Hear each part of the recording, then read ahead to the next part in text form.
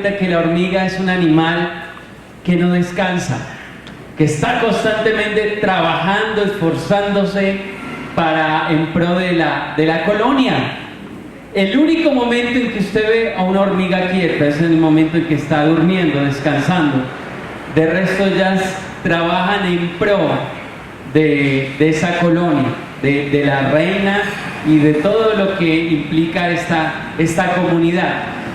Pues bien, cuando pensamos en comunidad, pensamos también en la iglesia. Algunos dirán, ¿cómo así? ¿La iglesia no es un lugar acaso? Pues llamamos iglesia a un lugar, pero también la iglesia es la comunidad de cristianos, de creyentes. Hace 8 días estuvimos allí reunidos en Ciudad del Río, es decir, allá estaba la iglesia. Si nos vamos para una finca, allá está la iglesia. Y Jesús dio diferentes nombres a la iglesia, a la comunidad de hijos de Dios. Ustedes pueden recordarnos algunos nombres que Jesús usó para dar una analogía de lo que es la iglesia. ¿Quién recuerda algún nombre que Jesús le dio a la iglesia?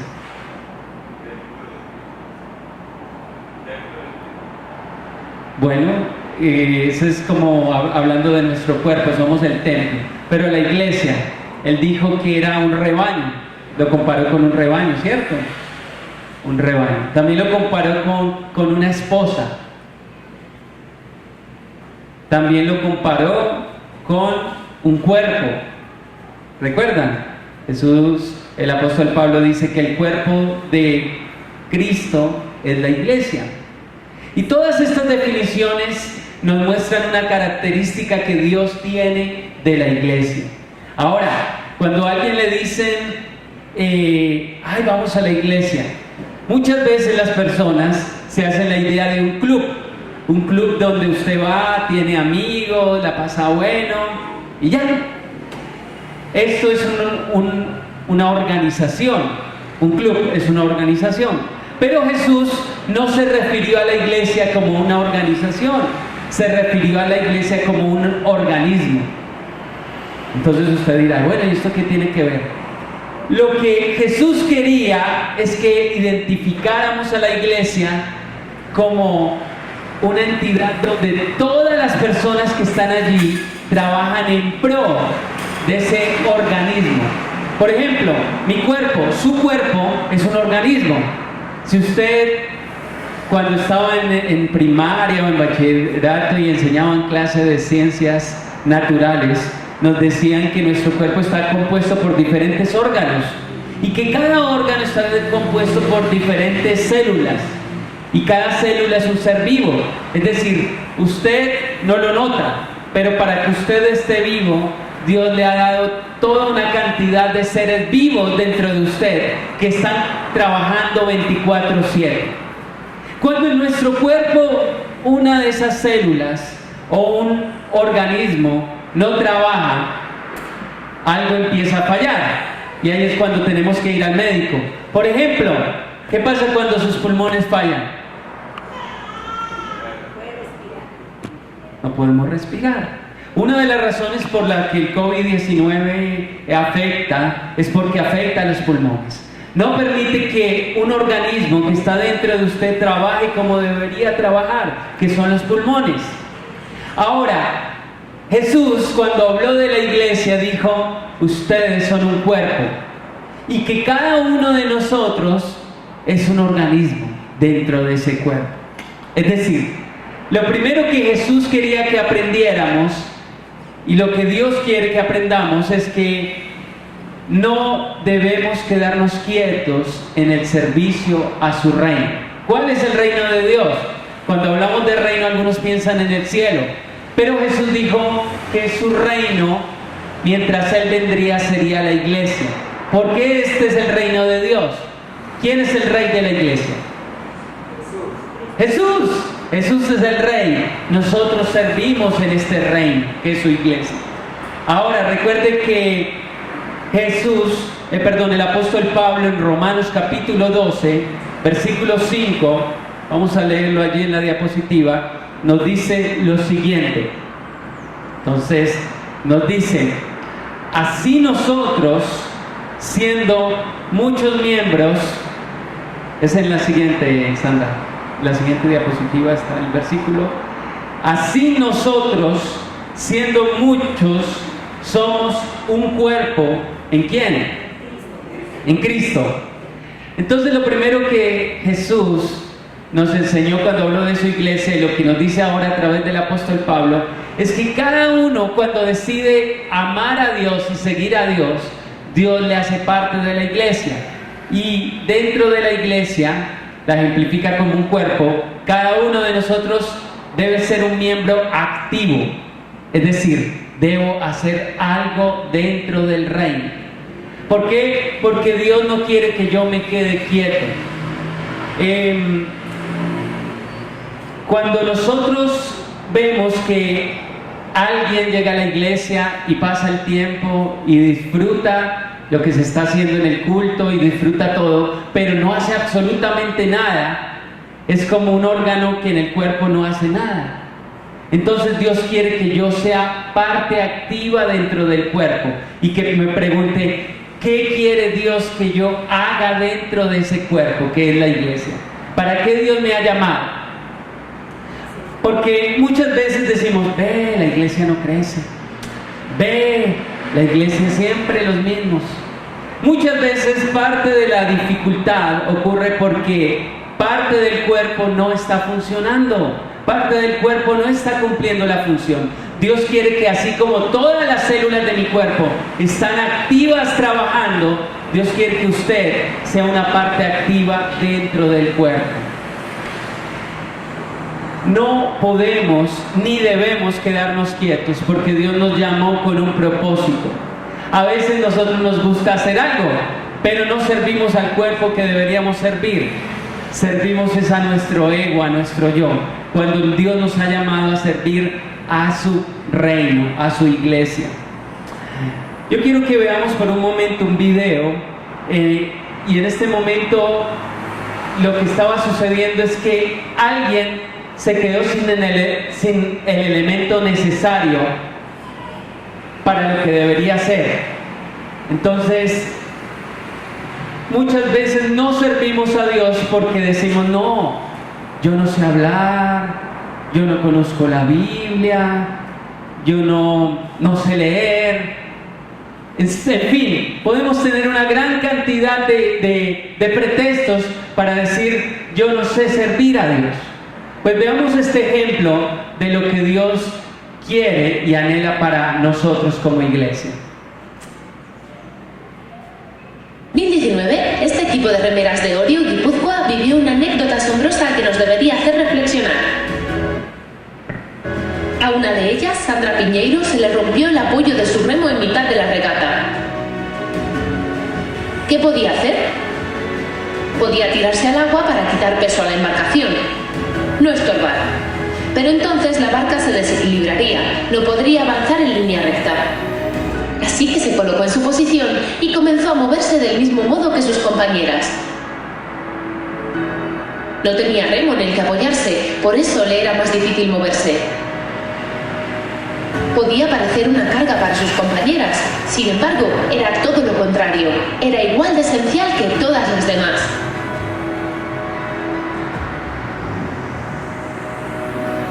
Y ganaron la regata.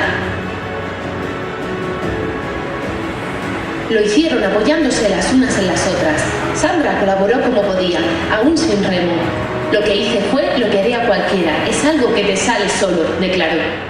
Porque cuando tu apoyo se rompe, cuando te quedas sin nada, hay otro apoyo que nunca te debería faltar, el de las demás. Las personas no somos cargas, somos motores, y ninguna es más que otra. Y sí, a todo el mundo puede rompérsele el apoyo de su remo. Cuando eso pasa, el equipo tiene que seguir actuando como un equipo, no tirar por la borda a uno de sus miembros, por muy débil que parezca o porque parezca que no aporta. Todas aportamos, incluso sin remo. Así funcionan el apoyo mutuo, la solidaridad, la justicia social y el trabajo en equipo. En este equipo que es nuestra sociedad, no dejes que nadie tire a alguien por la borda. Gracias. Muy bien. Esta mujer entendió que no podía quedarse quieta. Y en ocasiones nosotros nos quedamos quietos porque nosotros mismos buscamos los pretextos. Señor, ¿qué puedo hacer en el equipo de la iglesia? ¿Qué puedo hacer en pro del reino? Y nos quedamos quietos porque decimos, mi remo se rompió.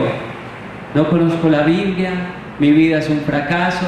¿Cómo voy a ser un ejemplo para las parejas si mi matrimonio está grave?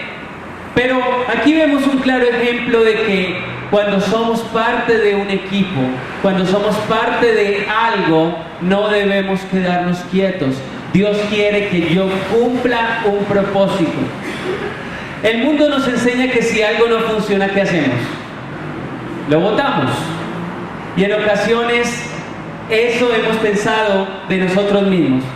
Yo no funciono bien, no soy una buena persona, me dejó mi marido, me dejó mi esposa, yo no sirvo. Pero Dios no dice eso de ti. La palabra de Dios dice que Jesús fue entregado para ti, para que tengas vida eterna. Entonces, si Dios entregó lo que más amaba por amor a ti, eso quiere decir que para Dios sí eres valioso. Mire, cuando usted entrega una hoja de vida en una empresa, llega la persona que revisa las hojas de vida y empieza a poner chulitos o X. ¿Por qué? Porque para el mundo hay cosas que no le sirven de ti. Y si tienes muchas X, no sirves para un trabajo. Te dicen, no eres apto. Pero Jesús, al entregar su vida por amor a ti, está diciendo, para mí, tú sí eres apto. Para mí, a pesar de tus limitaciones, eres importante en el reino de Dios. Si Dios te trajo al reino, es porque eres más que suficiente para ser usado en el reino. ¿Cuántos dicen amén? Dios quiere que usted sea útil. Dios no quiere que usted se quede quieto. Vuelvo y le repito, en un club disfrutamos del club. Lo único que ellos quieren es nuestro dinero. Y si no nos sentimos bien, pues cambiamos la membresía y va a otro club. Pero en la iglesia no es así. En la iglesia tú eres útil dentro del reino. Tú no vienes a ser un espectador, tú vienes a ser un miembro, un órgano vital dentro del cuerpo de Cristo.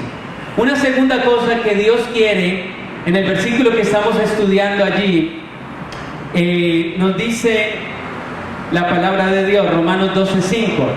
Así que nosotros, siendo muchos, somos un cuerpo en Cristo, y todos los miembros los unos de los otros. Una segunda cosa que aprendemos es que Dios quiere que yo sirva junto con otros en su reino. Yo debo pertenecer a algo mayor que mí mismo. Probablemente usted le va bien en algunos aspectos. Usted es bueno haciendo algo. Pero si usted intenta hacer todo solo, usted no podrá ganar. Y lo que Jesús nos está diciendo, mi iglesia es un trabajo en equipo. Y para que mi equipo gane, todos tienen que funcionar, todos tienen que hacer algo. Y deben depender unos de otros. El ojo, ¿cuántos han visto que su ojo de repente empieza a saltar del glóbulo ocular? Y usted lo empieza a escuchar decir, yo quiero mandar este cuerpo. ¿Alguno de ustedes le ha pasado eso? No. ¿Por qué? Sería algo terrible que el ojo quisiese hacerse rey del cuerpo. O por un momento su mano quiera decir, yo quiero dominar el cuerpo. No. El rey de este reino es Jesús. Y a Él le debemos toda la honra y toda la gloria. ¿Cuántos dicen amén? Y nos está diciendo que debemos servirle a Él. En la Biblia encontramos el caso de un hombre que cada vez que hacía algo todo el mundo quedaba, oh, ese es un teso, tremendo hombre. Dios lo estaba usando. Éxodo capítulo 18, versículo 13, dice la Biblia: al día siguiente, estoy hablando de Moisés, Moisés estaba guiando al pueblo, ya había hecho obras milagrosas de parte de Dios. había permitido que con el poder de Dios un río se convirtiese en sangre, que viniesen gran cantidad de plagas y que a través del poder de Dios con una vara abriese el mar rojo en dos. Y el hombre ahora tenía la tarea de guiar al pueblo, pero resulta que este hombre guiando al pueblo estaba aquí ayudando a un muchacho. Muchacho, ¿por qué estás en depresión? Venga, mijito, lo escucho. Escuchaba a Moisés, lo aconsejaba, después venía corriendo y allí había una mujer que estaba peleando con el marido. Arréglense pues, Dios no está de acuerdo con el divorcio, arréglense, y los escuchaba, después iba corriendo y el hombre estaba haciendo de todo. El pueblo de Dios estaba dependiendo de una sola persona. Entonces estaba tan ocupado este hombre que le había mandado a su mujer y a sus hijos a donde el suegro. No, yo estoy tan ocupado, no me puedo hacer cargo de ustedes, vayan donde mi suegro Jetro. Pero después de un tiempo Jetro dijo, pues este se despreocupó de la mujer y de los hijos, vamos a visitarlo a ver qué es lo que pasó, debe estar ocupado, pero vamos. Entonces lo que vamos a leer sucede en ese momento. Dice: al día siguiente Moisés se sentó para oír los pleitos que los israelitas tenían unos con otros, y el pueblo esperó a ser atendido delante de Moisés desde la mañana hasta la tarde. Cuando el suegro de Moisés vio todo lo que él hacía por el pueblo, le preguntó: ¿qué logras en realidad sentado aquí? ¿Por qué te esfuerzas en hacer todo el trabajo tú solo, mientras el pueblo está de pie a tu alrededor, desde la mañana hasta la tarde? Moisés contestó: porque el pueblo acude a mí en busca de resoluciones de parte de Dios. Cuando les surge un desacuerdo, ellos acuden a mí, y yo soy quien resuelve los casos entre los que están en conflicto. Mantengo al pueblo informado de los decretos de Dios y les transmito las instrucciones. Hasta el momento parecía muy bueno lo que estaba haciendo Moisés. Estaba instruyendo al pueblo, estaba enseñando, estaba siendo consejero, estaba allí ayudando. El pueblo, Dios quería que fuera un organismo, pero se había convertido en un solo miembro trabajando y haciendo el esfuerzo. Note lo que le dice su suegro Jetro: no está bien lo que haces. Yo creo que Moisés se rascó la cabeza y dijo: uy, ¿cómo así? Si estoy haciendo la obra de Dios y mi suegro ahora viene a decir que no estoy haciendo las cosas bien. Exclamó su suegro, el suegro de Moisés: así acabarás agotado y también se agotará el pueblo. Esta tarea es una carga demasiado pesada para una sola persona. Ahora escúchame y déjame darte un consejo, y que Dios esté contigo. Tú debes seguir siendo el representante del pueblo ante Dios, presentándole los conflictos.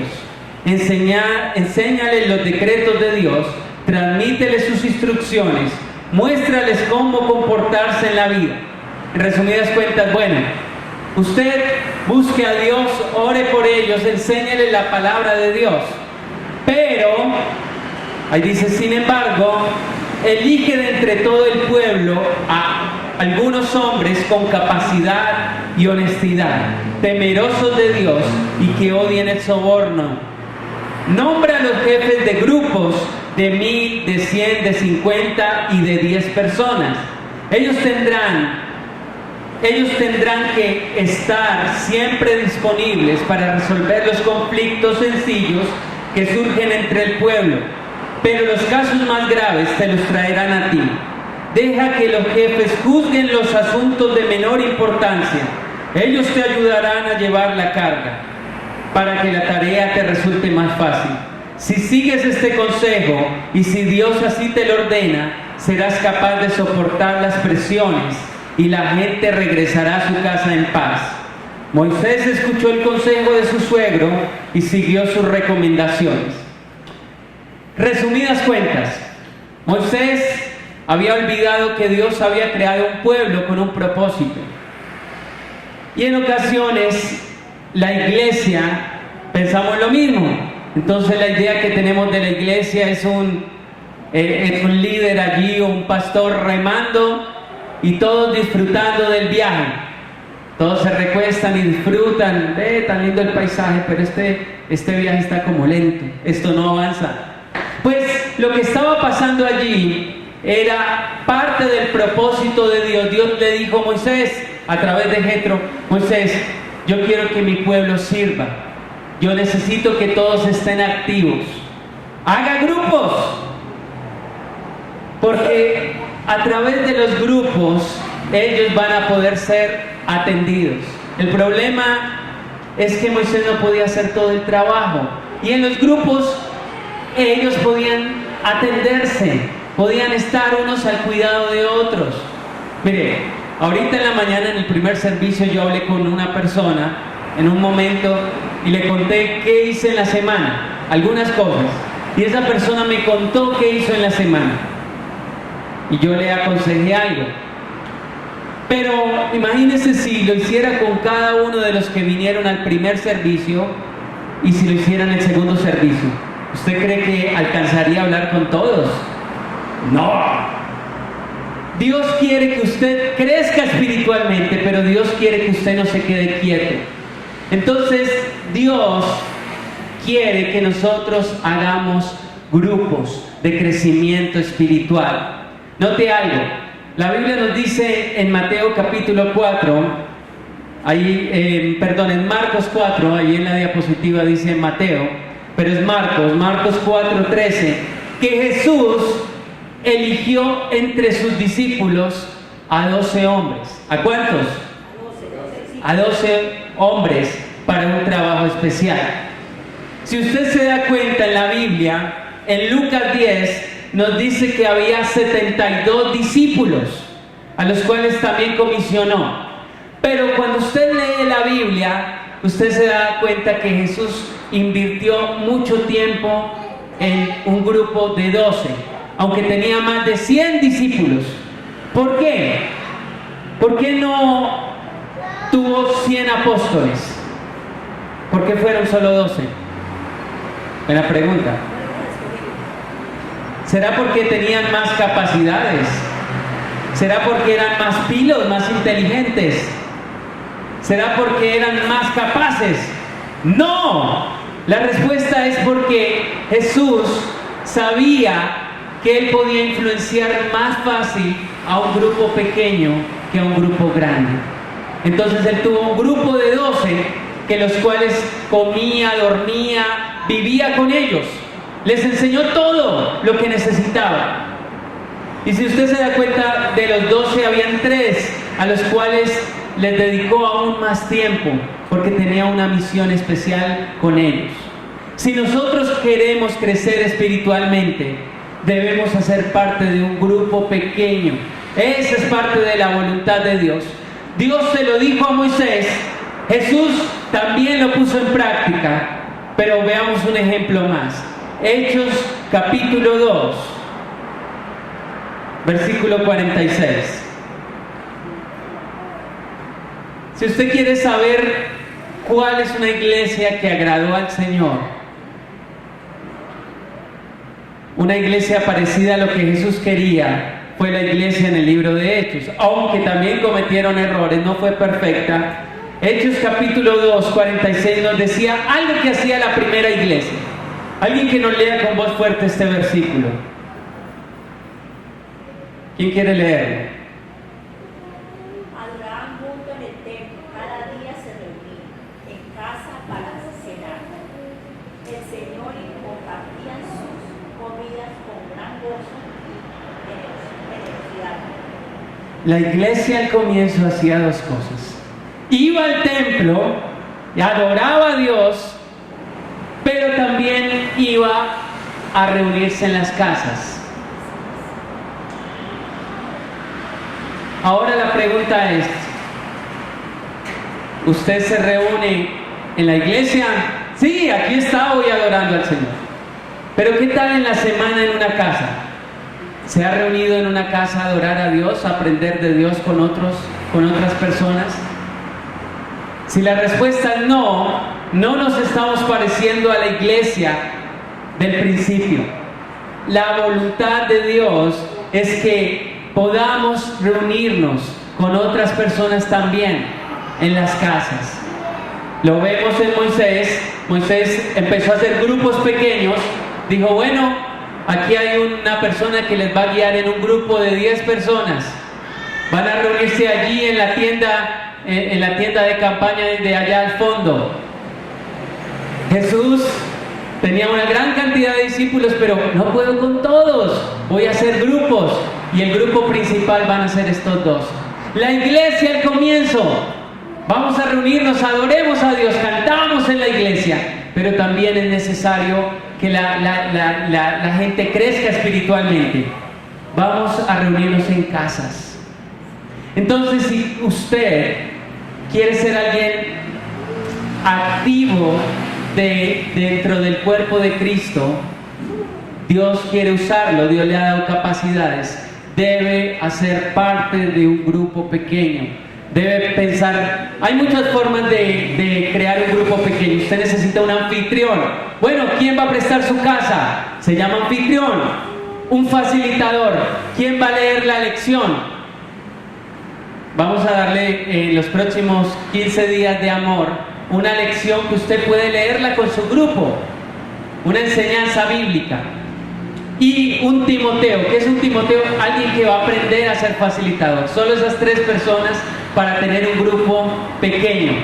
Entonces, un anfitrión, un facilitador y un Timoteo.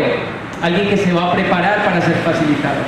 Entonces, con 3 personas, usted ya puede comenzar un grupo en su casa a partir de la próxima semana. Y en los próximos 15 días de amor, quiero invitarla a que, ya tenemos ahí, 15 días de amor, queremos ayudarle en el mandamiento, en los 2 mandamientos más grandes que resumen la Biblia. La Biblia se resume en 2 mandamientos. ¿Quién sabe cuál es el primero? Amar a Dios sobre todas las cosas. Amar a Dios con todo nuestro corazón, nuestras fuerzas. En estos 15 días de amor queremos enseñarte a amar a Dios.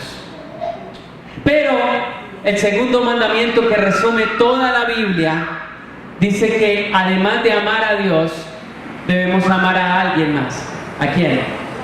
Al prójimo. Prójimo, cambia la J por X, dice próximo. Ese es su prójimo. La próxima persona que usted vea es su prójimo. Puede ser el que vive en su casa, su vecino. Entonces, la mejor manera de poner en práctica amar a Dios y amar al prójimo es a través de un grupo pequeño. Y en los próximos 15 días de amor queremos ayudarte a que tú ames ¿a quién? A Dios, y ames a el prójimo y que está cercano. ¿Cuánto les gustaría cumplir el llamamiento de Dios? Digan amén. Uy, hay 3, gloria a Dios, sirvió el mensaje. ¿Cuánto les gustaría aprender a amar al prójimo? Amén. El próximo domingo vas a recibir una cartilla con devocionales diarios. Esos devocionales te van a ayudar a crecer en tu relación con Dios. ¿Cómo amar a Dios mejor? Y también la cartilla te va a enseñar a amar al prójimo. Te va a poner versículos de la Biblia, pero también tareas prácticas de cómo amar al prójimo. Entonces van a ser 15 días maravillosos, donde todos los días puedes tener un encuentro con Dios. Pero aparte de eso vas a tener una cartilla pequeña, donde vas a tener 4 reuniones, en las cuales te vas a reunir una vez a la semana en tu grupo en la casa. Entonces voy a estar con Dios a diario, y una vez a la semana yo le digo a mi esposa y a mis hijos, bueno, vamos a invitar, hijos van a invitar a un amiguito, esposa, vas a invitar a una vecina, yo voy a invitar a una persona, y vamos a reunirnos una vez a la semana en mi casa para leer la palabra de Dios. De esa manera vamos a cumplir el llamado de Dios. Amén. ¿Cuántos quieren cumplir el llamado de Dios? Entonces esta semana piensa, mi casa o la casa de mi amigo, de mi familiar, ¿dónde vamos a hacer el grupo? Esta semana vas a pensar, El próximo domingo vamos a darte la cartilla. La cartilla tiene un costo de 4,000 pesos. Si no tienes con qué comprarla, no importa. Miramos la manera de dártela. Lo importante es que tú puedas cumplir el llamamiento de Dios. Amén. Recuerda que la cartilla tiene 2 cartillas. Una para tu devocional diario y una para el grupo pequeño. Entonces, el grupo pequeño van a ser solo 4 reuniones. 3 reuniones estudiando la palabra y una última reunión de celebración donde vamos a comer con nuestro grupo pequeño y vamos a festejar lo que Dios ha hecho. Entonces por eso son 4 reuniones. Muy bien, quiero finalizar esta enseñanza. Tal vez algunos piensan, yo no soy capaz, yo dónde me voy a reunir, yo no tengo tiempo, no tengo dinero, no tengo facilidad. Mira, hay un hombre que nació sin brazos y sin piernas. Y este hombre estaba viviendo un conflicto personal.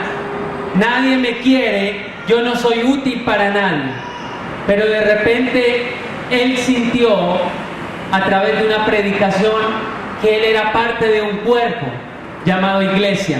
Y a partir de ahí y de unas conversaciones que tuvo con unos amigos, se dio cuenta que Dios lo tenía para un propósito. Vamos a ver este corto testimonio de este hombre. ¿Algunos ya lo han visto?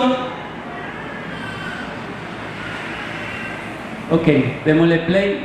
Subamos el volumen allí abajo. Esta es la historia de Nick, un hombre que nació sin extremidades, no piernas, no brazos, no límites. Un bebé cuya madre ni siquiera quiso mirar cuando nació. Nicolás James Boyashi nació con un extraño síndrome llamado tetraamelia, pero además de eso padecía también otra enfermedad llamada agenesia, es decir, que sus órganos no se desarrollaron correctamente cuando apenas era un feto. Su vida no fue nada sencilla. Para empezar, su padre casi se desmayó y vomitó cuando lo vio por primera vez. «Llévenselo, no quiero tocarlo ni verlo», dijo. En la escuela, Nick no solo tenía problemas con actividades cotidianas como caminar, subir escaleras, comer y jugar en el recreo, sino que aparte tenía que lidiar con el constante bullying que le hacían.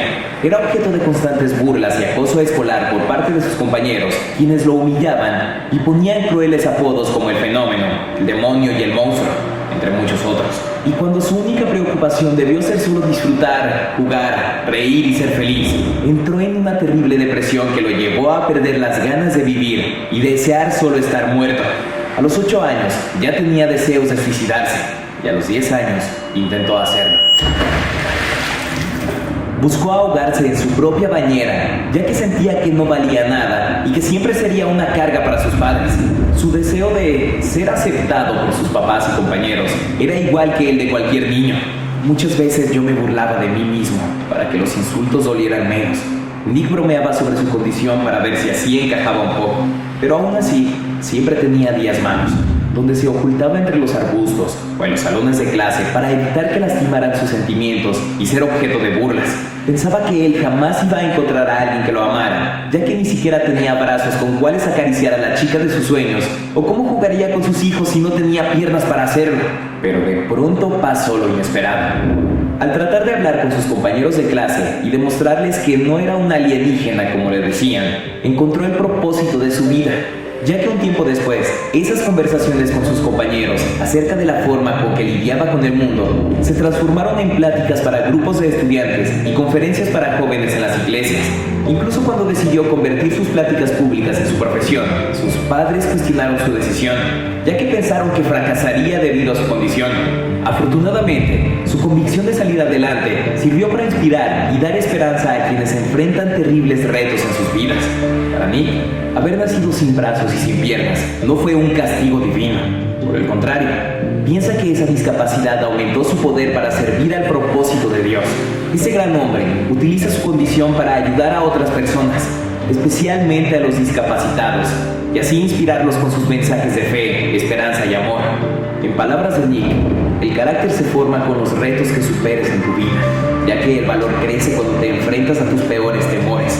A pesar de que el destino lo marcó antes de nacer, él siempre ha vivido sin imposibles, e incluso, en sus propias palabras, él se describe como un milagro de Dios, Constantemente supera sus propias barreras, no solo por sus videos en YouTube, subiéndose a una patineta, surfeando, tocando música, jugando golf, sino porque se ha vuelto un ejemplo de vida a través de los años. Sus conferencias, libros, testimonios y vivencias lo han convertido en un orador motivacional, predicador cristiano y director de una fundación para personas discapacitadas. Todo esto después de graduarse de la carrera de contabilidad y planeación financiera en la Universidad de Griffith en Muy bien. ¿Dónde descubrió él su propósito? En un grupo pequeño. Ya conocía a Cristo, pero peleaba con Dios por su condición, por su limitación. Peleaba: Dios, ¿por qué me hiciste así? Tal vez algunos de nosotros hemos peleado con Dios. Señor, ¿para qué me quieres? Señor, tú no me vas a usar. Yo salí de la drogadicción y he querido ayudar drogadictos, pero no me da el tiempo. Yo he querido, pero los negocios no me dejan. Yo he querido, pero la situación económica no me deja. Este hombre, en un grupo pequeño con sus amigos, sabía que tenía un propósito y empezó a hablarles de Dios. Y de repente vio que sus amigos estaban creyendo lo que él decía. Dijo: Dios me quiere usar. Yo soy un órgano vivo en el cuerpo de Cristo. Y de repente Dios lo empezó a usar de una manera inimaginable. Dios te trajo a la iglesia porque Dios cree que tú eres alguien importante en el reino de Dios. Con Dios no existen las casualidades. Pero para descubrir tu propósito debes crecer, y debes crecer en un grupo pequeño. Debes aprender y madurar en tu fe. Escuchar a otros y también contar tus experiencias. Decirles a otros: oren por mí porque estoy pasando por esto y esto. Eso es posible en un grupo pequeño. Entonces quiero animarlo a que desde esta semana ora. Dile: Señor, ¿qué quieres? ¿Que yo sea un anfitrión? ¿Quieres que sea un facilitador? ¿Quieres que sea un Timoteo? ¿Qué quieres que sea? O un pescador que trae a otros al grupo.